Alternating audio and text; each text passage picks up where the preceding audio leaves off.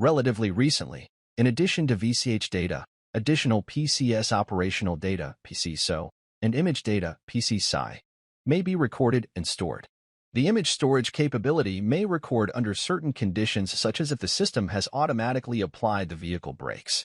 PCSO and PCSI data became available with the launch of Toyota's Safety Sense (TSS), a grouping of advanced active safety features equipped on many Toyota vehicles generally available from 2017. Multiple dynamic tests with the 2017 Toyota Corolla were performed that caused the VCH, PCSO, and PCSI data to record. After completing the PCS freeze frame data unit, you will be able to perform PCS data retrieval function. Starting from the main menu, select PCS freeze frame data retrieval. This function is used to collect PCS data. The law in some states and countries requires obtaining written consent from the owner prior to downloading and/or interpreting vehicle control history data. Consult with your legal counsel for guidance if you proceed to download vehicle control history data without consent. You do so at your own legal risk. Here you will see two options, one for read data, and the other to generate a CSV file. Read data will give you the vehicle data in easy-to-read format. The CSV file will generate a CSV file that is used for upload to the ADAS portal.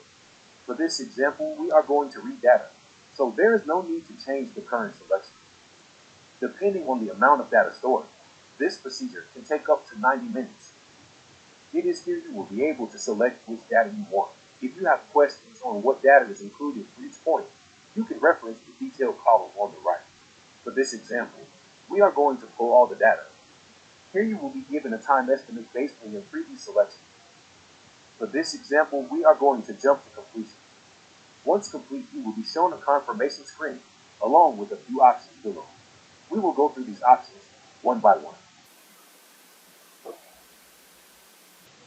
This will open a pop-up that will have VCH and freeze frame data. This will show all instances where PCS data was recorded.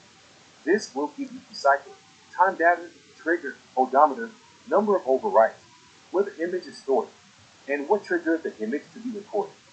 We are going to look at this first example, so select Show Detail to continue. Here you will be able to observe data parameters, along with images taken from the camera. Let's observe vehicle speed to see more details. Select vehicle speed to continue. Here we can see the vehicle speed drop and when the PCS image was taken. When observing PCS data, this can be helpful to observe multiple data parameters to gain a better understanding of the event.